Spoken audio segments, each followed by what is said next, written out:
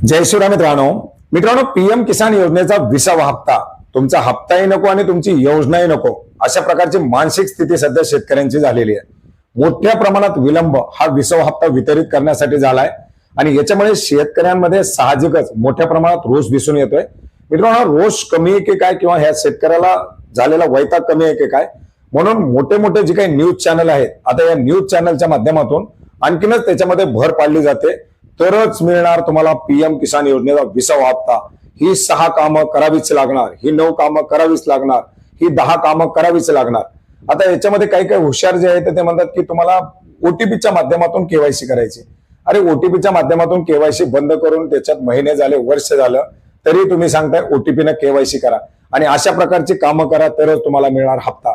शेतकरी अतिशय वैतागून गेलेले शेतकऱ्यांना पाहिजे तो म्हणजे फक्त आपल्या हप्ता खात्यामध्ये। मग हप्ता खात्यामध्ये कधी येणार याची तारीख जाहीर नाहीये, हप्ता खात्यात येणार का हेही माहित नाहीये, आणि हे सर्व सोडून हे कामं करा, ते कामं करा, तुमचं खातं तपासा, तुमच्या खात्याची दुरुस्ती करा, तुमची ही केवायसी करा, तुमची ती केवायसी करा, तुमचं लँड सीडिंग तपासा, तुमचं ते सीडिंग तपासा, आणि अशी ही 9 कामं, अशी 6 कामं, अशी 20 कामं करा तरच तुम्ही हप्त्यासाठी पात्र होणार। याच्यामुळे शेतकरी साहजिकच वैतागून गेलेला आहे। मित्रांनो, एकंदरीत 13 किंवा 14 तारखेला म्हणजे उद्या किंवा परवा, आता उद्या तर याची तारीख जाहीर होणं शक्य नाही, परंतु साधारणपणे 14 तारखेला याची तारीख जाहीर होणार आहे असं सांगितलं जातंय। 18 तारखेला याचा हप्ता येणार आहे असंही सांगितलं जातंय।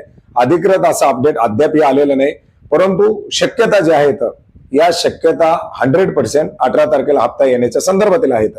ते अपडेट आल्यानंतर आपण नक्की घेऊ।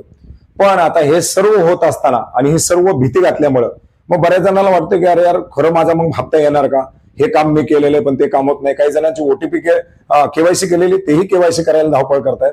परत परत सीएससी सेंटरवरती जा, इकडे जा, तिकडे जा, बँकेत जाऊन खातं तपास, बँकेला मोबाईल नंबर लिंक का तपास, हे सगळं करत असताना मग माझा हप्ता येणार का हा देखील मोठा प्रश्न पडलेला आहे। मित्रांनो, मी यापूर्वी सुद्धा सांगितलं की तुम्ही अगदी मोबाईलवरती 2 मिनिटांमध्ये आपल्या घरी बसून तपासा।